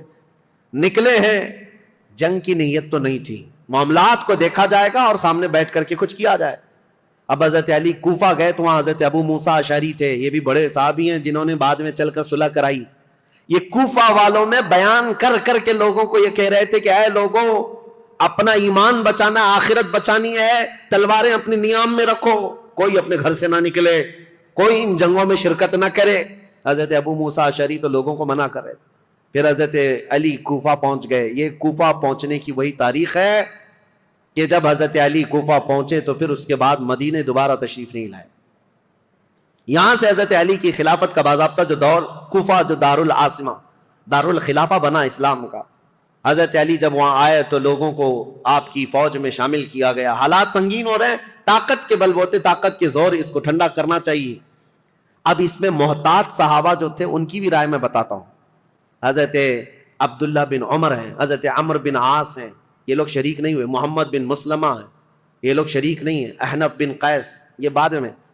ان لوگوں سے حضرت علی نے بلا کر کے کہا بھی تھا کہ تمہاری رائے کیا ہے. حضرت عمر بن عاص نے کہا کہ میں چل تو پڑوں گا آپ کے ساتھ، لیکن بس اتنی شرط ہے آپ مجھے وہ تلوار دیں جو تلوار یہ پہچانتی ہو کون سی گردن مسلمان کی کون سی کافر کی. مجھے وہ تلوار دیجیے، کیونکہ جنگ ہو رہی ہے، دو جماعتیں جو دونوں طرف مسلمان ہیں، صحابہ ادھر بھی ہیں، صحابہ ادھر بھی ہیں. عمر بن عاص نے کہا میرے پاس ایسی تلوار نہیں جو پہچانتی ہو گردن کس کی ہے، اگر یہ مل گئی تو پھر شریک ہو جاؤں. اس کے بعد حضرت محمد بن مسلمہ کو بلا کر پوچھا کہ آپ کیوں نہیں؟ کہا میں نے رسول اللہ صلی اللہ تعالی علیہ وسلم سے سنا تھا، میرے آقا نے فرمایا تھا محمد بن مسلمہ اس تلوار کو کبھی نیچے ہونے نہیں دینا، اعلاء کلمت الحق کے لیے استعمال کرنا، اور جس دن یہ نوبت آ جائے کہ یہ تلوار تجھے کسی مسلمان پر اٹھانی پڑے تو احد پہاڑ کے پاس جا کر کسی پتھر پر تیری تلوار توڑ دینا. محمد بن مسلمہ کہتے ہیں کل رات جا کر میں نے اپنی تلوار توڑ دی. آج نوبت یہاں پہنچ گئی ہے کہ ہمیں تلوار اٹھانی پڑ رہی ہے، میں تو تلوار توڑ چکا ہوں. حضرت عبداللہ بن عمر، انہوں نے بھی یہی کہا کہ میں فرق نہیں کر پاؤں گا کہ کون حق پر ہے کون کس پر ہے، اسی لیے میں اس میں شریک نہیں ہوں. کچھ محتاط صحابہ ان میں نہیں آئے، لیکن حضرت علی جب سفر پر روانہ ہو، یاد رکھو مسلمانوں، ایمان کی حفاظت اسی میں ہے، دونوں جگہ کا بیلنس برقرار رکھو، ام المومنین کا بھی، مولا کائنات کا بھی، دونوں رسول اللہ کی قرابت دار ہیں، رشتہ دار ہیں. حضرت عائشہ صدیقہ جب آئیں تو اب مشورے ہو رہے تھے، میٹنگیں ہو رہی تھی، ان کے خطبے اتنے پر اثر تھے کہ لوگ جمع ہوئے. جب وہ بصرہ میں گئی تو 12,000 لوگ جمع ہوئے. کہا کہ نہیں، حق پر ہیں، خون عثمان کا بدلہ لینا چاہیے. یہ حالات دیکھ کر کے ایک صحابی ایسے ہیں جن کا بہت بڑا رول ہے، حضرت قعقاع، یہ آئے، حضرت زبیر، حضرت طلحہ، حضرت عائشہ، ان کے پاس آئے. کہا اچھا یہ میٹنگ بعد میں ہوئی، اس سے پہلے ایک حادثہ ہو گیا تھا. کیا ہے؟ بصرہ میں جیسی حضرت عائشہ پہنچی تو بصرہ کے جو گورنر تھے وہاں پر، تو جو گورنر تھے وہ حضرت علی کی طرف سے تھے، عثمان بن حنیف. انہوں نے کیا کیا کہ راستہ روکنا ہے ان کا، یہ تو لڑنے کے لیے آئے، تو انہوں نے فوراً ہی جنگ شروع کر دی، جبکہ حضرت علی کے آنے کا انتظار کرنا تھا. تو عثمان بن حنیف نے لوگوں کو اتار دیا، اور جنگ جیسی خالی راستہ روکنے کے لیے شروع ہوئی تھی، اس میں 700 لوگ مارے گئے بصرہ کے. اب ظاہر سی بات ہے جب بصرہ میں اتنا بڑا قتل ہو گیا تو جو 12,000 لوگ تھے ان میں سے 6,000 لوگ پھر گئے. کہا یہ تو اپنے ہی لوگوں کا قتل ہو رہا ہے، یہاں اپنے ہی لوگ مر رہے ہیں. تو 6,000 لوگ جب چھوڑ دیے تو حضرت عائشہ کے پاس رات میں حضرت قعقاع آئے. حضرت عائشہ تھی، حضرت زبیر، حضرت طلحہ، یہ تینوں بڑے لوگ بیٹھے تھے. حضرت قعقاع آئے اور کہا دیکھیں کیا حالات بدلتے ہوئے یہاں تک نہیں پہنچے، آپ لوگ تو نکلے تھے عثمان بن عفان کے قتل کا بدلہ لینے کے لیے، لیکن مسئلہ یہاں تک پہنچ گیا کہ جو گورنر بصرہ کے ہیں انہوں نے راستہ روکا، اور ان کے راستہ روکنے کی وجہ سے جو جنگ ہوئی اس میں 700 لوگ مارے گئے. اب ان 700 لوگوں کے مارے جانے کا بدلہ اب کس سے لیا جائے گا؟ ان کا قصاص کس سے لیا جائے گا؟ اب آپ کے ایک ایک فوجی سے وہ قصاص لینا پڑے گا، اتنے مر گئے. تو ڈائیورٹ ہو جائے گا مسئلہ، کہاں آپ کس کام کے لیے نکلے تھے اور کس کام میں آ گئے۔ کل کو اگر گورنر بصرہ کے عثمان بن حنیف کا قتل ہوتا ہے تو پھر یہ مطالبہ بدل جائے گا۔ اب آپ کے بارے میں بھی لوگ یہ کہیں گے تم تو نکلے تھے عثمان بن عفان کے قتل کا بدلہ لینے کے لیے، لیکن تم نے اپنے ہاتھوں سے بصرہ کے گورنر کا قتل کیا، اب ان کا قصاص ہم آپ سے لیں گے، بات تو برابر ہو جائے گی۔ حضرت قعقاع کی یہ باتیں اتنی اثر کر گئیں، حضرت عائشہ نے کہا قعقاع جو کہتے ہیں بالکل سچ ہے، ہمیں جنگ نہیں کرنی چاہیے، ہمیں جنگ نہیں کرنی چاہیے۔ حضرت زبیر، حضرت طلحہ کے پاس بھی وہ آئے، اسی طرح کی تقریر کی، تینوں نے کہا حضرت علی سے ہماری ذاتی کوئی دشمنی نہیں، صرف اسلام کے اس پلر کو کوئی ہلا نہ پائے اس لیے ہمارا یہ مطالبہ تھا، لیکن آپ کی بات صحیح ہے کہ اب یہ جنگ چھڑ جائے تو اپنوں کا قتل بہت زیادہ ہوگا۔ تو حضرت قعقاع سے ان تینوں نے کہا جو باتیں آپ نے ہم سے کی ہیں یہی باتیں علی بن ابی طالب سے بھی کرو، اگر وہ بھی راضی ہیں یہ مصالحت کے لیے تو جنگ کی ضرورت ہی نہیں۔ تو حضرت قعقاع سیدھے کوفہ گئے حضرت علی کے پاس، یہی ساری باتیں حضرت علی کے پاس انہوں نے رکھا، کہا ایسے حالات ہیں۔ حضرت علی نے گرین سگنل دے دیا اور کہا ہم بھی جنگ کے لیے نہیں آئے قعقاع، جو تم باتیں کر رہے ہو ہم بیٹھیں گے، زبیر اور طلحہ میرے بھائی ہیں، ہم مصالحت کے لیے جائیں گے۔ حضرت علی جب آئے بصرہ تو یہ دونوں جماعتیں، حضرت عائشہ کی جماعت ہے، حضرت علی بن ابی طالب کی، سنو توجہ سے، اب اصل مسئلہ شروع ہوتا ہے۔ رات کو میٹنگیں ہوئی مصالحت کے لیے، حضرت قعقاع کبھی ادھر گئے کبھی ادھر گئے، دونوں نے رات میں ایگریمنٹ بھی لکھ لیا۔ حضرت زبیر خود چل کر کے حضرت علی کے پاس آئے، حضرت علی سے گفتگو کرنے سے پہلے ہی حضرت علی نے ان سے پوچھا اے زبیر تمہیں یاد ہے رسول اللہ صلی اللہ علیہ وسلم نے ایک مرتبہ میں بھی تھا اور تم بھی تھے، سنو حضرت علی حدیث سنا رہے ہیں، حضرت زبیر کو یاد دلا رہے ہیں، کہا میں بھی تھا تم بھی تھے، رسول اللہ نے تم سے یہ نہیں کہا تھا اے زبیر ایک دن تم علی سے لڑو گے اور علی حق پر ہوں گے، ایک دن تم علی سے لڑو گے اور علی حق پر ہوں گے؟ تو حضرت زبیر نے کہا سچ کہا علی تو نے، میں نے رسول اللہ سے سنا تھا۔ کہا حضرت زبیر اسی دن وہاں سے کہتے میں لڑنا نہیں چاہتا تم سے، نکل گئے۔ جیسی حضرت زبیر گئے حضرت طلحہ نے پوچھا ان سے کیا بات ہے، حضرت زبیر نے کہا علی نے مجھے وہ حدیث یاد دلائی جو رسول اللہ نے میری زندگی میں کہا تھا، علی حق پر ہے، علی حق پر ہے۔ حضرت زبیر چل پڑے تو حضرت طلحہ نے کہا اے زبیر میں بھی اس فعل پر اس کام پر نادم ہوں، شرمندہ ہوں، میں بھی نکل چلتا ہوں۔ یہ رات کی خبر جو ہو رہی تھی حضرت عائشہ رضی اللہ تعالیٰ عنہا کے پاس پہنچی تھی۔ حضرت عائشہ کے ساتھ ایک معاملہ ہوا تھا راستے میں، وہ بھی میں تاریخ میں ہے میں آپ کو بتاتا ہوں۔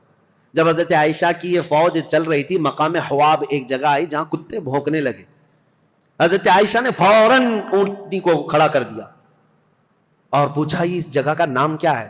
لوگوں نے کہا مقام حواب، تو ڈر گئی، کپ کپی آ گئی جسم میں۔ کہا ماں عائشہ سے دیکھا کیا ہوا کیا؟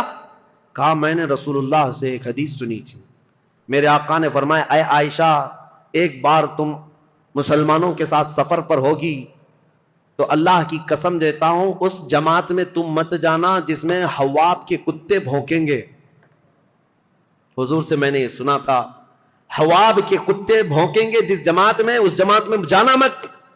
حضرت عائشہ نے کہا کہ اگر یہاں حواب کا مقام ہے تو کتے بھونک رہے ہیں اور میں نہیں چاہتی کہ اس جماعت میں ہوں، یہ بصرہ آنے سے پہلے کی بات ہے، لیکن کیا بتائیں جماعت میں فتنہ انگیزی کرنے والے جو سبائی لوگ تھے ان میں 40 لوگ ایسے آئے جنہوں نے اللہ رسول کی قسم اٹھائی، قرآن کی قسم اٹھا کر کہا یہ حواب کا مقام ہے ہی نہیں، حواب ہے نہیں، یہ دوسری جگہ ہے، یہاں کے کتے روز بھونکتے رہتے۔ حضرت عائشہ کو حلف لے کر کے انہوں نے کہا یہ حواب کا مقام نہیں ہے، تب حضرت عائشہ پھر چل پڑی جبکہ وہ مقام حواب ہی تھا۔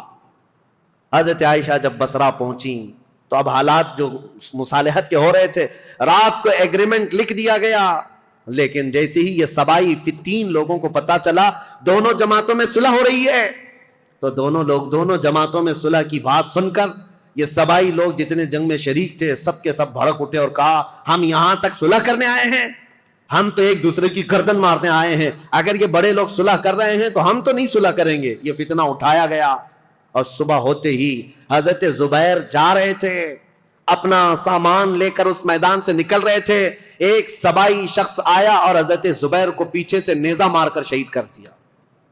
رسول اللہ صلی اللہ علیہ وسلم کے بھائی، پھپھیرے بھائی، عشرہ مبشرہ میں سے حضرت زبیر جیسے ہی شہید ہوئے حضرت طلحہ دوڑتے ہوئے آئے، کہ ظالم جماعت نے حضرت زبیر کو مار دیا ہے، رسول اللہ کے اس صحابی کا قتل ہوا، یہ پہلا قتل ہوا ہے۔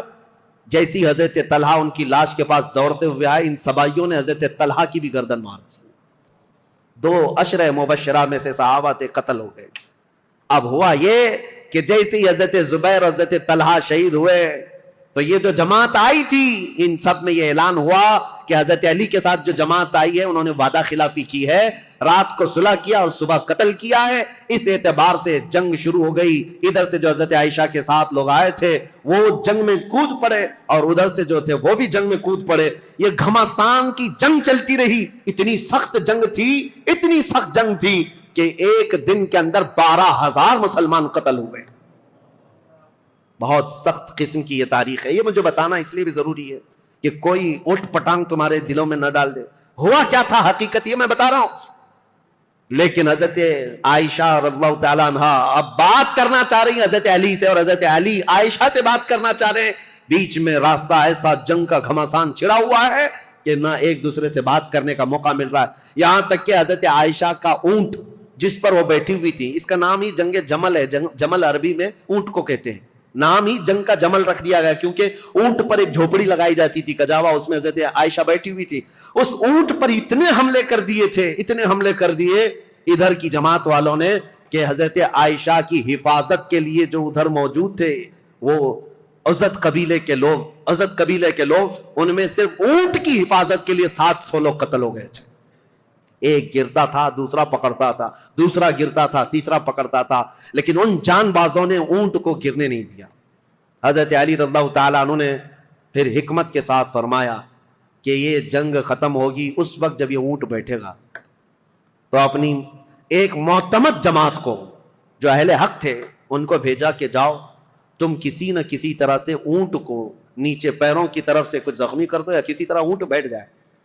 وہ گئی ایک جماعت حضرت علی کی طرف سے، جنگ کے لیے نہیں، انہوں نے کسی نہ کسی طرح اونٹ کو بٹھا دیا۔ جیسی اونٹ بیٹھ گیا ام المومنین نیچے آئیں۔ اگر حضرت عائشہ صدیقہ کے ساتھ کچھ بھی ہو جاتا امت میں بہت بڑا فتنہ ہوتا۔ رسول اللہ کی زوجہ کے ساتھ اگر کسی نے ہاتھ بھی لگایا ہوتا اس وقت بڑا مسئلہ ہوتا۔ حضرت علی کے لیے کتنا بڑا چیلنج تھا یہ، ان کی خلافت کے دور کا سب سے بڑا چیلنج ہے۔ ایک طرف ام المومنین کی عزت کو بچانا ہے کیونکہ پورے مومنین کا وقار ہے، رسول اللہ کا گھر ہے، تو حضرت علی نے گرنے نہیں دیا۔ اور اس کے بعد حضرت علی رضی اللہ تعالیٰ عنہ نے پیغام بھیجا حضرت عائشہ کو کسی نہ کسی طرح سے اس کجاوے سے نکال کر لائے۔ جیسی نکال کر کے لایا گیا ام المومنین رو رہی تھی۔ حضرت علی کرم اللہ وجہہ الکریم وہاں گئے تو ان کی آنکھوں میں بے اختیار آنسو تھے، پھوٹ کر رو رہے تھے کیونکہ جانتے تھے ایک ہی گھر کے ہیں۔ حضرت علی رضی اللہ تعالیٰ عنہ سے سب سے پہلے حضرت عائشہ کھڑی ہوئی، کہا اے علی بن ابی طالب، صرف ایک غلط فہمی کی وجہ سے یہاں تک معاملہ پہنچ گیا۔ حضرت علی نے کہا ماں عائشہ صدیقہ آپ سچ کہتی ہیں کہ غلط فہمی نے یہاں تک پہنچا دیا۔ دونوں کے وہی جملے تھے، حضرت عائشہ کہتی ہے میں ہرگز نہیں چاہتی تھی کہ خون مسلم بہہ جائے، کسی مسلمان کا قتل ہو جائے، لیکن اتنا بڑا معاملہ پیش آیا۔ دونوں یہ عظیم صحابہ، وہ زوجہ ہیں، یہ صحابی ہیں، داماد ہیں، رونے لگے، اس معاملے پر بہت گریہ وزاری کی۔ اس کے بعد مولا کائنات علی بن ابی طالب بیٹھے ہوئے تھے، ایک شخص آیا حضرت زبیر کے قتل کا پیغام لے کر آیا، کہا حضرت زبیر کو نیزہ مار کر شہید کیا گیا ہے۔ حضرت علی نے کہا سنو رسول اللہ صلی اللہ علیہ وسلم کی حدیث میں اس کو سنا دوں جس نے حضرت زبیر کو قتل کیا۔ میں گواہ ہوں رسول اللہ نے اپنی زندگی میں فرمایا تھا اے علی دیکھنا ایک دن آئے گا میرے اس زبیر کو کچھ لوگ بے گناہ قتل کر دیں گے، اور علی تو اسے بشارت دے دینا کہ وہ شخص اپنی تلوار سمیت ہمیشہ کے لیے دوزخ میں جائے گا۔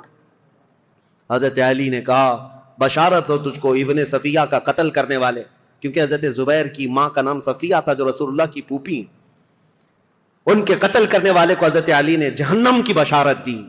اور ادھر حضرت علی کی رضی اللہ تعالیٰ عنہ کی جماعت میں جو صحابہ تھے ان میں بھی بہت سارے قتل ہوئے، لیکن میرے عزیزو یہ غلط فہمی شیطان کی طرف سے ڈالی ہوئی سبائی فتنہ کتنا ڈینجر ہے آپ کو میں بتاؤں۔ اسی لیے کفار و مشرکین سے لڑنا آسان ہے، لیکن جماعت میں موجود غداروں سے اور منافقین سے لڑنا بہت بڑا چیلنج ہے، بہت بڑا چیلنج ہے۔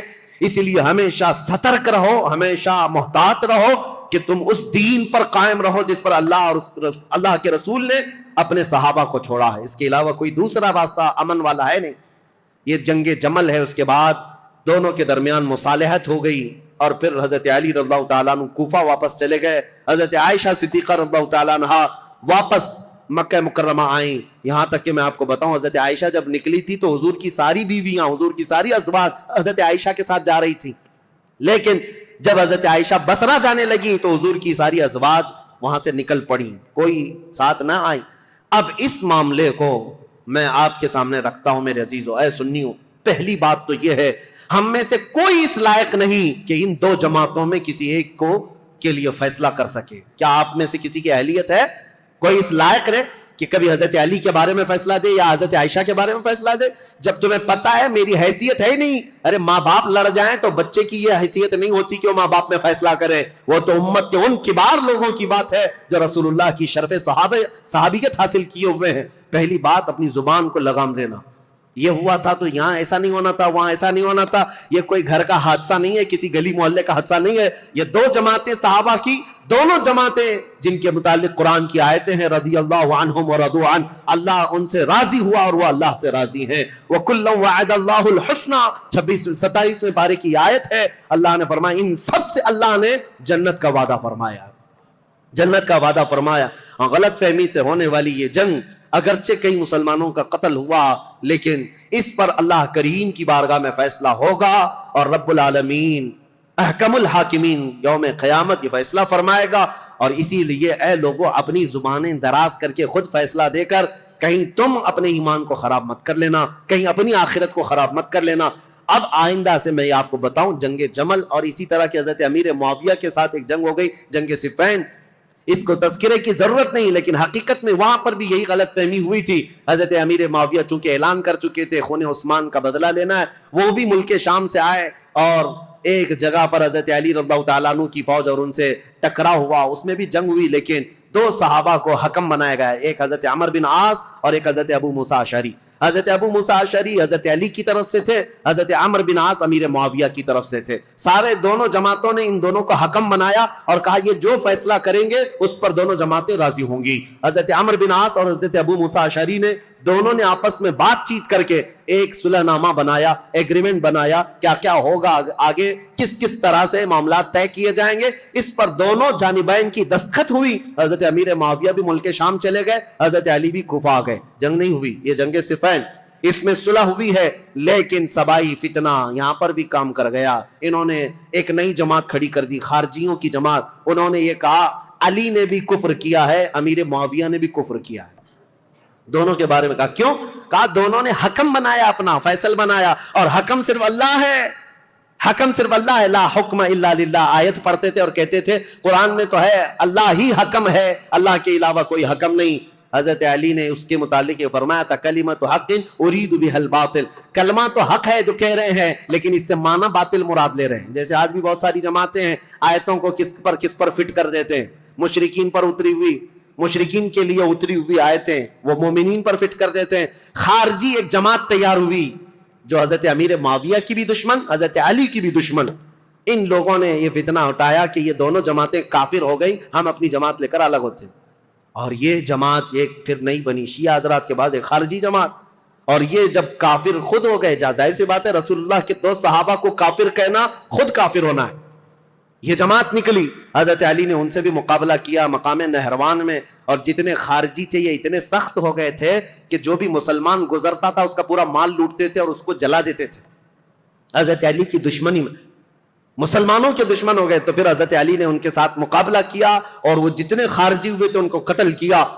چند خارجی بچ کر کے وہاں سے نکل کر بھاگے اور انہوں نے اپنی الگ الگ جماعتیں بنائی۔ اب شدت بدلہ لینے کی شدت انتقام اتنا گھر کر گیا خارجیوں میں کہ 3 خارجی لوگ ایسے ہوئے، میٹنگ کیا اور انہوں نے کہا دیکھو یہ روز روز کی جنگوں سے پریشان ہیں، یہ 3 بڑے لوگ جو ہیں علی بن ابی طالب، عمر بن عاص، امیر معاویہ، ان تینوں کو قتل کر دیتے معاملہ ہی ختم ہو جائے گا۔ نعوذ باللہ، یہ 3 کاموں کے لیے عبد الرحمن بن ملجم، عمر بن بکیر اور ایک شخص اور تھا برکہ بن عماد یا کچھ اس کا نام برکہ تھا، یہ 3 خارجی لوگ تھے۔ میٹنگ کیا، کہا ہم تینوں ایک ہی دن کا انتخاب کرتے ہیں، ایک ہی دن تینوں کو ماریں گے، 3 بڑے صحابہ کو، حضرت علی کو، حضرت عمر بن عاص کو، حضرت امیر معاویہ کو۔ ان تینوں نے، حتیٰ کہ یہ جو عبد الرحمن بن ملجم ہے، اس نے شادی کی، یہ عاشق تھا ایک عورت کا، اور اس نے شادی میں اپنی عورت کے مہر میں یہ رکھا تھا کہ 12,000 دینار مہر میں دوں گا اور علی بن ابی طالب کی گردن مہر میں دوں گا. قتل مہر میں رکھا تھا. اس قدر دشمنی کوٹ کوٹ کر بھری ہوئی تھی. اور ان تینوں نے ایک تاریخ متعین کی، رمضان المبارکہ کی. 17 رمضان کو تینوں اپنے اپنے علاقوں میں گئے. حضرت علی کوفہ میں تھے، حضرت عمرو بن عاص یہ مدینے میں یا دوسرے علاقے میں تھے، حضرت امیر معاویہ ملک شام میں تھے. تینوں پھیل گئے اپنے اپنے ان منصوبوں کو لے کر. اور حضرت امیر معاویہ حضرت عمرو بن عاص کے لیے جو لوگ گئے تھے، ایک برقہ اور ایک جو حضرت عمرو بن عاص کو قتل کرنے والا تھا، یہ تینوں بکیر، عمرو بن بکیر، یہ دونوں جو ہے اپنی پلاننگ میں فیل ہوئے. لیکن عبد الرحمن بن ملجم یہ تلوار کو زہر میں بجھا کر کے کوفہ میں روز انتقام کی آگ میں بھڑکتا رہا.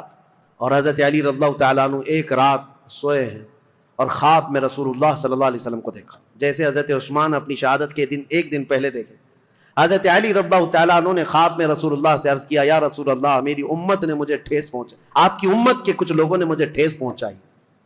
رسول کریم صلی اللہ تعالیٰ علیہ وسلم نے فرمایا، اے علی، تم کل کھڑے ہو جانا، ان قریب وہ پوری قوم ہلاک ہوگی جس نے تجھے ٹھیس پہنچائی. رسول کریم صلی اللہ تعالیٰ علیہ وسلم نے فرمایا، اور ان کی زندگی میں ہی یہ حضور نے فرمایا تھا، علی، جو جماعت تم سے نفرت کرے گی وہ جہنم میں جائے گی. حضور نے تو منافق کی علامت بھی بتائے، جس کو علی سے بغض ہوگا وہ مومن نہیں، منافق ہوگا، زندگی میں فرمایا تھا. تو حضرت علی نے خواب دیکھا، صبح حضرت حسن کو اٹھایا بستر سے، امام حسین کو اٹھایا، کوفہ میں تھے، کہا کہ چلو فجر کی نماز کے لیے جا رہے تھے. اور حضرت علی کی عادت تھی فجر کی نماز کے لیے لوگوں کو جگاتے تھے، ہر گھر سے آواز دیتے تھے زور سے. حضرت حسن اور حضرت حسین کو اٹھایا اور کہا، میں نے خواب میں رسول اللہ کو دیکھا ہے، اور رسول پاک صلی اللہ تعالیٰ علیہ وسلم نے مجھ سے یہ فرمایا، وعدہ فرمایا.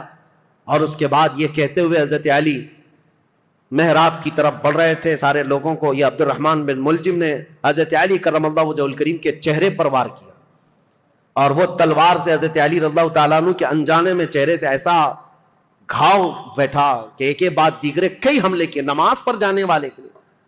اور اسی وقت حضرت علی رضی اللہ تعالیٰ عنہ کے جسم میں زہر بھی سرایت کر گیا، چہرے سے لے کر حضرت علی رضی اللہ تعالیٰ عنہ کے کندھے تک زخم آیا تھا. آپ زمین پر آ گئے تو آپ کو سارے لوگوں نے اٹھایا.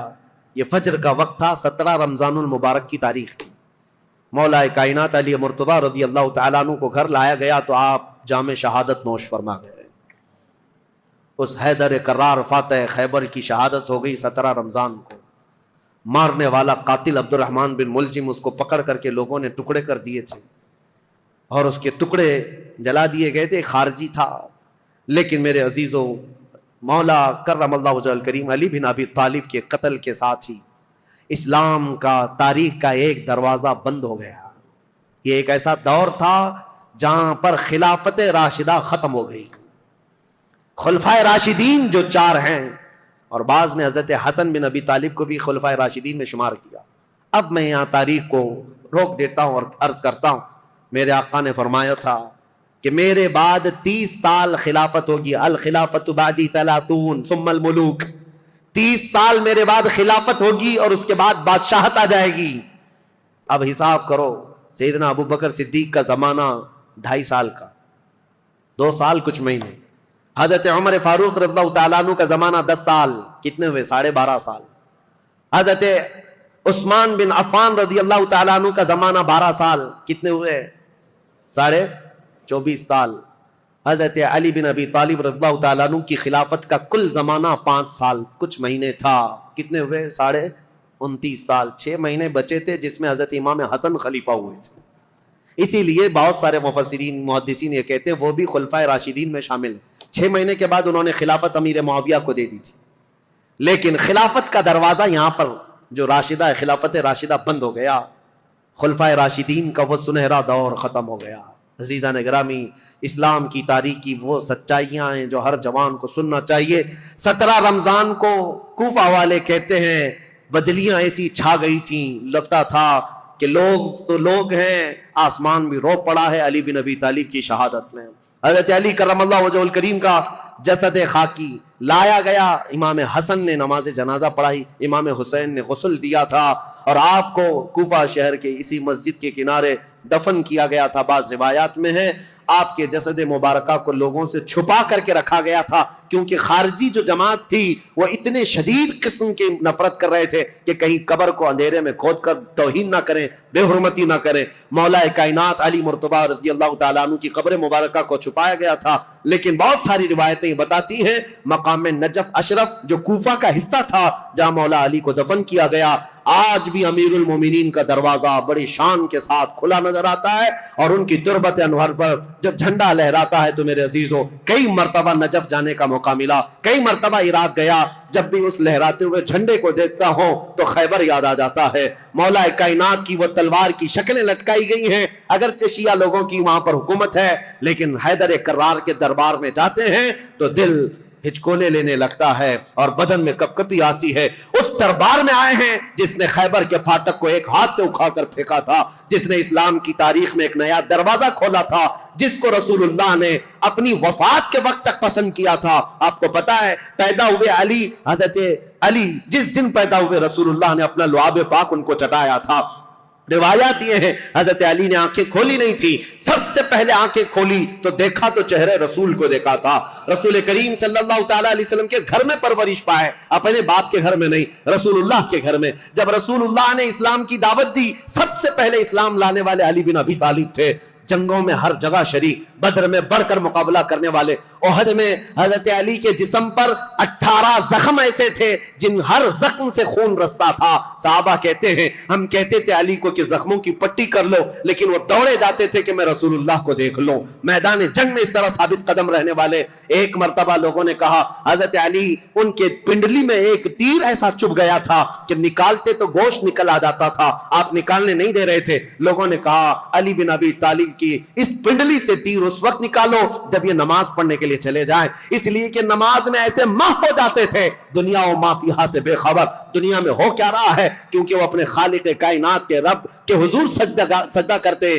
جو لوگوں نے یہ کہا حضرت علی جیسی نماز کے لیے رکعت باندھے, ان کی پنڈلی سے یہ تیر کھینچ کر نکالا گیا, اس تیر کے ساتھ گوشت بھی نکل کر کے آ گیا, لیکن ان کی نماز نہیں ٹوٹی. نماز مکمل کیا, سلام پھیرنے کے بعد لوگوں سے پوچھا کس نے میری پنڈلی سے تیر نکالا اور کس وقت نکالا, مجھے تو خبر ہی نہ ہوئی. وہ حیدر کرار کی نماز تھی. رسول اللہ کے ساتھ ہر گھڑی رہنے والے حضور صلی اللہ تعالیٰ علیہ وسلم نے اپنی عزیز لخت جگر فاطمہ الزہرا کے لیے کسی کو منتخب کیا تھا, وہ علی بن ابی طالب کو منتخب کیا تھا. اور یہ بات بھی بتا دوں, رسول اللہ نے اپنے جانے کے وقت جن لوگوں کا نام فرمایا تھا کہ میں ان لوگوں سے راضی ہوں, وہ کون لوگ تھے جن کے ناموں میں حضرت علی کا نام تھا؟